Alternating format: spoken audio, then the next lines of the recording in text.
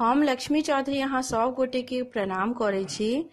आई हम एकटा विजयदशमी के उपलक्ष्य में भगवती के गीत गावा जा रहल छी। माँ भगवती के उदासी गावा के हम कोशिश कर रहल छी। उम्मीद करे छी जे गीत अहाँ सब गोटे के नीक लागत। यदि गीत नीक लागत तो चैनल के सब्सक्राइब करब और ये गीत के अधिक से अधिक शेयर करब। धन्यवाद। जप तप केलहुँ जननी दुर्गे माना दुर्गे माना कोने